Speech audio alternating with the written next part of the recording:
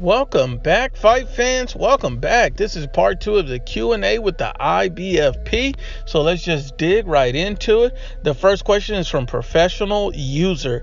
If a prime Mike Tyson were fighting in today's heavyweight division, where do you think he would rank?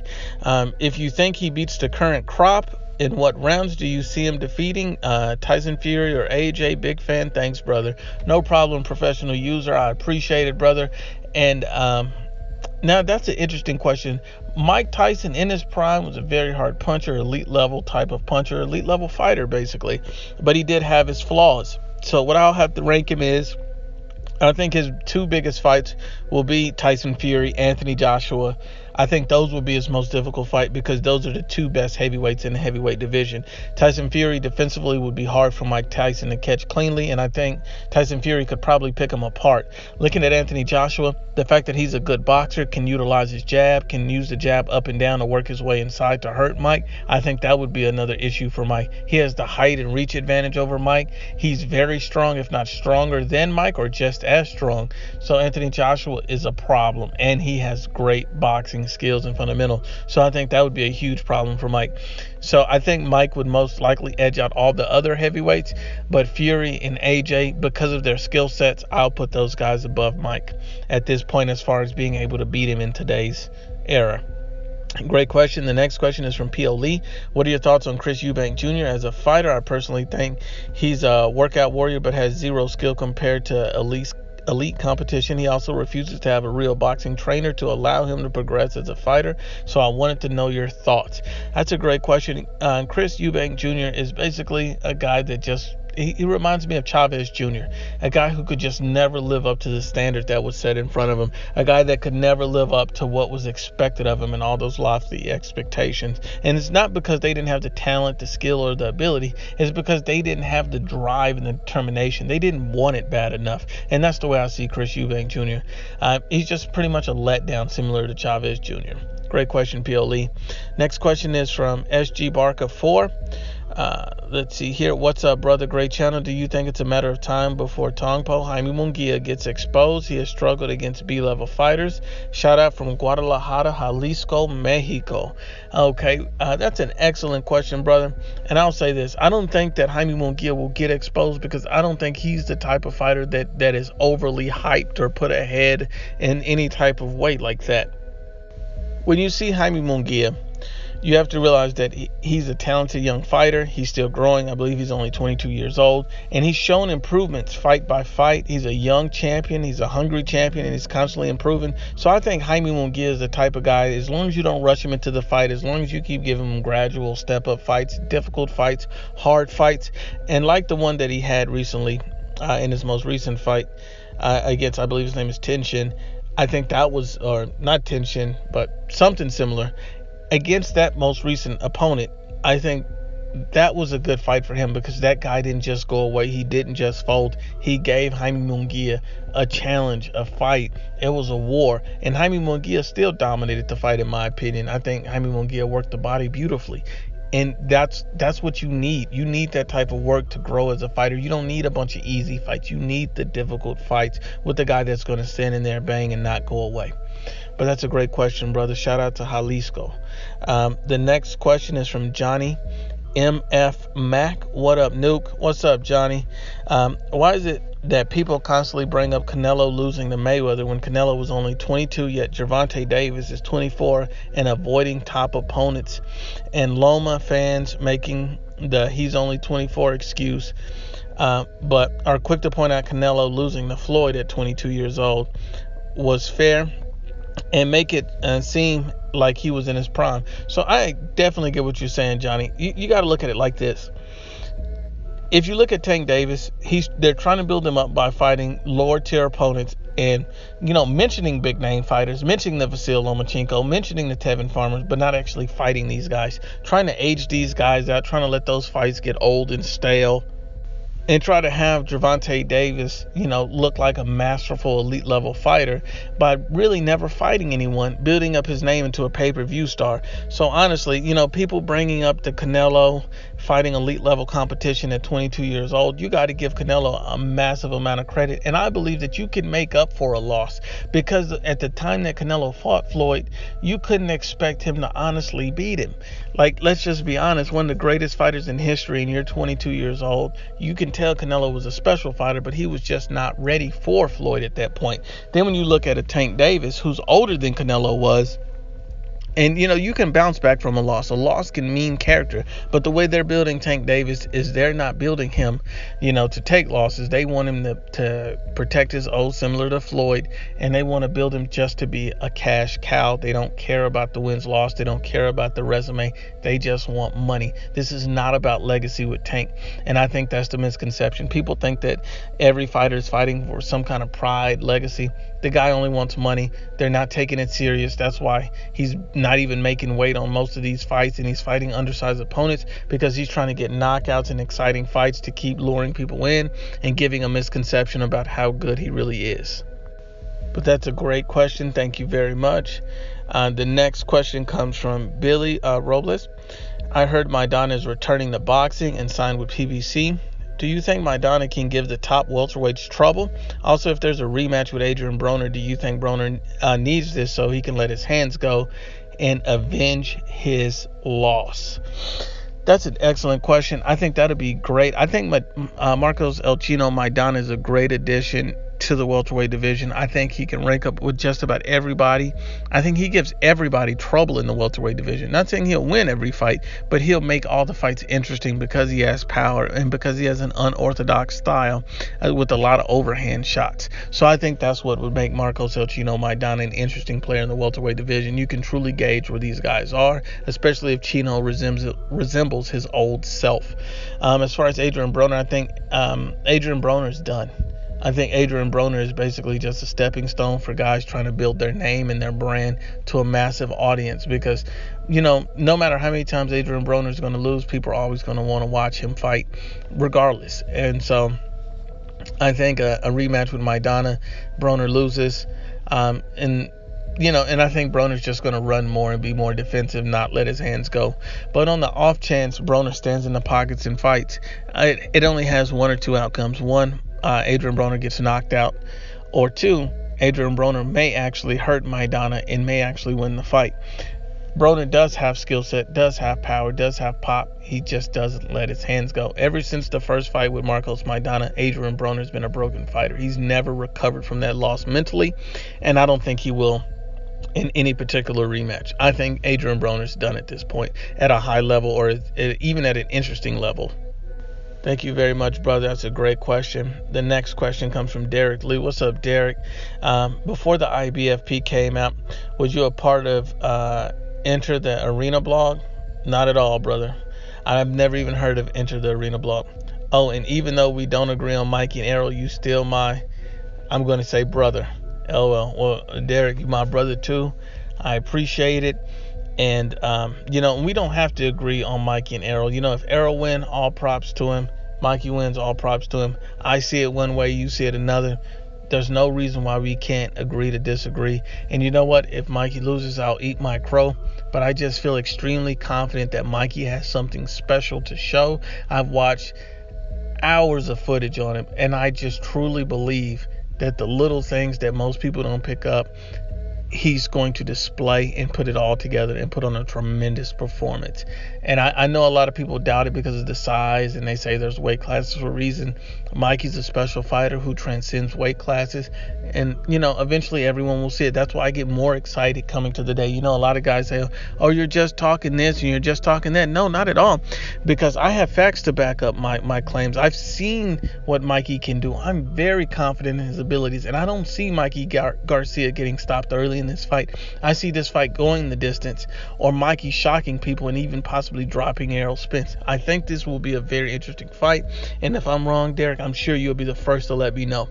But I appreciate the comment, and keep on asking questions, brother. I love the debates. The next question comes from Swiss Kid 316. What's up, Swiss? Canelo versus De La Hoya in his prime. Who you got? I'm gonna have to lean towards Canelo. I think they're both interesting fighters. I think they're both good fighters, elite level fighters, Hall of Fame fighters. It's just something about Canelo, man. He's just a really, really transcendent fighter that's literally once in a generation. And I know you could say the same about De La Hoya, but it's just Canelo just has so many styles. I'd have to lean toward Canelo. And is there any other combat sport you like, or would you like to cover, like UFC?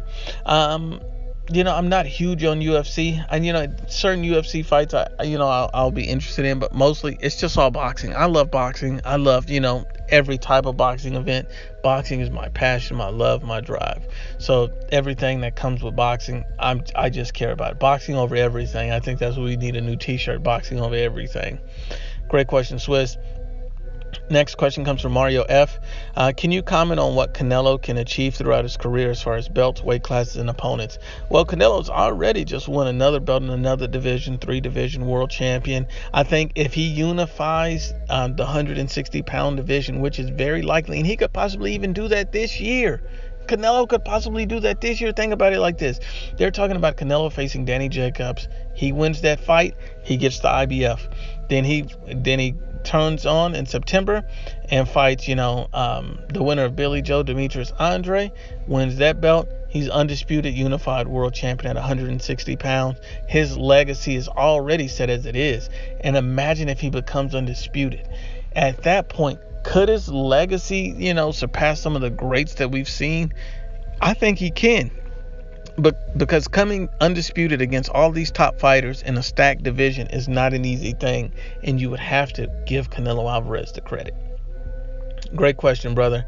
The next question comes from Daniel B. How do you see Robert Easter Jr. doing at 140 versus Linares? I think Robert Easter Jr. will go back to his old style. I think he'll eventually start fighting small again. But if he does stick to fighting long and tall, I think he'll look fantastic. I think he'll do well. And the only reason I think he'll do so good against Linares is because Jorge Linares lost his most recent fight at 140 pounds. He doesn't belong at 140. He can't take the power and the pop. He has to move back down to 135. I just don't think it's a good move for him. Something wasn't right. Either his camp, maybe he wasn't hydrated properly. I don't know, but I don't even think hydration could be the issue because you're moving up in weight. So he just looked like he couldn't take the power. He needs to drop back down to 135. But Robert Easter Jr., I think he's still a special talent. I think he's a good fighter, and I think he can do well at 140. I think he'd make it very, very interesting. I'd even like to see Robert Easter Jr. at 135 against Vasyl Lomachenko. I think that'd be an interesting fight. The height and reach versus Loma, I think that'd be an interesting fight. Great question. The next question comes from Gentle Uprising 2. What's up, Nuke? What's up, Gentle? When you going to stop fanboying for Golovkin? How would you break down a fight between Golovkin and Callum Smith? Now, brother, I can't fanboy for anyone, but I like Gennady Golovkin. He's a very good fighter. He's an elite level fighter. And he's a tough fight for anyone. And I think Gennady Golovkin versus Callum Smith would be an excellent fight. Callum Smith is going to have the height and reach advantage. He's a natural 168-pounder. Callum Smith, in my opinion, is elite. I know there's a lot of people that does not believe Callum Smith is elite, but Callum Smith has the skills and the tools. I think he's a problem for anyone, especially with the intangibles such as being longer and taller than these guys, longer reach. I think that's going to play a part in. He's a little bit better of a boxer than Gennady Golovkin, but we don't know where his power stacks up against a guy like Gennady Golovkin. And with Gennady Golovkin, let's say he moved up in weight to 168 to face him, then we don't know how hard Gennady Golovkin's going to hit. Is his power going to be even stronger? Is he going to be more hydrated? Is it going to make him slower? Is it going to take something from his game? We don't know that, but I think it'll be an interesting fight. I think it'll be a 50-50 fight because I tremendously respect Gennady Golovkin's power. I think he's one of the best fighters we've seen in a long, long time. And just because Canelo Alvarez gave him lots of fits in that fight doesn't mean every other fighter can do the same with Gennady Golovkin. That's a very, very difficult and strong fighter to fight. But I think Callum Smith would do very well. I think Golovkin would do very well. I think it'll come down to adjustments. And Callum Smith has been known to make a lot of adjustments. So I think it'll be a very good fight. The next question comes from Daniel B. Clarissa Shields versus Christina Hammer just got announced. Who's your pick? I think that's an interesting fight. because you have to understand that Christina Hammer is no joke. A lot of people overlook her. And, Clarissa Shields only 8-0. Christina Hammer is 24-0 with 11 knockouts. So you have to understand that Christina Hammer is very experienced, one of the best fighters there is today in women's boxing. She's 28 years old. She's 5'11", and she has a 71-inch reach. She is a problem. Clarissa Shields has 2 knockouts with 8 wins. She's 23, 5'8" with a 68-inch reach. So you already know that Christina Hammer is going to come in with the height and reach advantage, more knockouts on her resume. And in women's boxing, it's hard to get knockouts because the rounds are, there's not as much time in the rounds. So it's going to be a very interesting, intriguing fight. And I think, in my personal opinion, it's a 50-50 fight. I know some people look at Christina Hammer and Clarissa Shields, and they look at Clarissa Shields and say, well, I know who she is. I don't know who Christina Hammer is. A lot of casual fans, and so they may think, oh, it's no big deal. But honestly, I think that's a very good and difficult fight, and I think that Christina Hammer is going to give Clarissa Shields looks in a fight that she's never been in before. I think it's going to be a very difficult and hard task. But that's a great question. I appreciate it. And the next question looks like it's from Douglas Allen. Lamont Peterson versus Sergey Lipinets at 147. What's your take? Sergey Lipinets versus Lamont Peterson. A lot of people's going to look at this matchup and automatically say, this fight will tell us a lot about the Mikey Garcia-Errol Spence fight, but it happens after the Mikey Spence fight. So it's pointless in that regard. So you can't really gain anything from that information because we would have already seen the Mikey Spence fight. But my prediction for this fight is I think it's a very good fight, and the style of the fight is what's going to make the difference in this fight. Now, I favor Sergey Lipinets to beat, Lamont Peterson, but not very much, because it really depends on what game plan Lamont Peterson uses in this fight. If Lamont Peterson stays on the outside, boxes beautifully, similar to the way he did against Danny Garcia, then I think that he can win the fight, and he can look good doing it. If he sit in the pocket and tries to go blow for blow with Sergey Lipinets, he's going to get tagged, similar to the game plan that he had against Errol Spence. See, Lamont Peterson is the type of guy, if he picks the wrong game plan, he's going to lose the fight. And so Lamont Peterson is a very strong puncher. He's very durable, hard to get out of there. I think it's a good fight. I'm leaning Lipinets, but that doesn't mean Peterson couldn't win if he comes with the right game plan. And I guarantee you, styles make fights. Mikey could have fought Lipinets on the outside and boxed beautifully and cleanly, win the whole fight. Mikey likes to mix it up. Mikey likes to, drop his opponent, hurt the opponent, display his full skill set, and give an entertaining fight for the fans. And so styles do make fights. So this will be a very entertaining fight, no matter who wins. Great question. Next question comes from Alexander Anderson. Does Errol Spence want to fight Sean Porter more than Terence Crawford? Absolutely. He's already stated that fighting Sean Porter is the easier fight. So if it's up to Errol Spence, he's going to fight everybody on PBC as far as all their welterweights before he looks at Terence Crawford. Unfortunately, we want to see the Crawford-Spence fight, but hopefully, we'll see what happens with that fight, because I think Mikey's going to throw a wrench into those plans. The next question comes from Glenn Rodwell.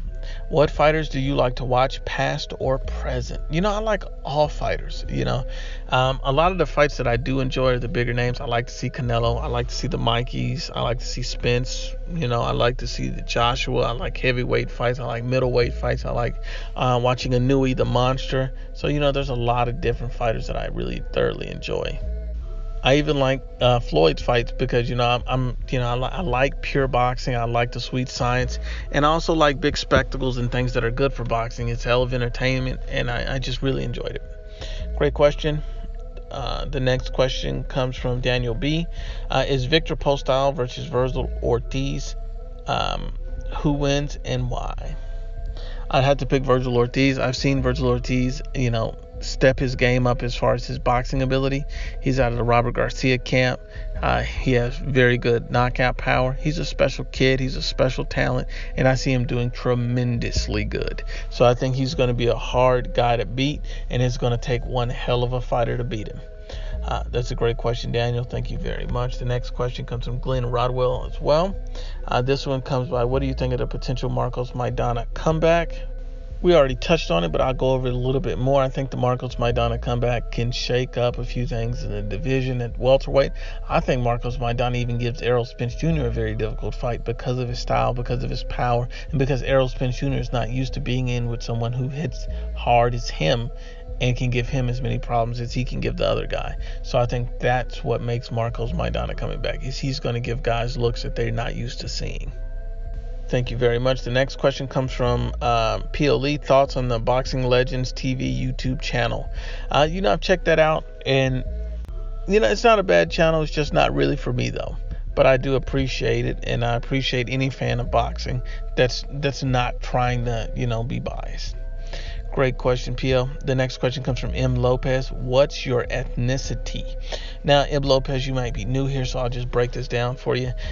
When it comes to race and ethnicity, we don't talk about that here on the IBFP. I know you guys are going to eventually see me. I'm going to go to the fights. I'm going to cover the fights. I'll be in front of the camera. So, I have nothing to hide. But my thing is, I never like to engage in, a discussion about race and things like that, because it's all about the boxing. That's what it's about to me. Great question, brother. Next question, it comes from Chivo Dank.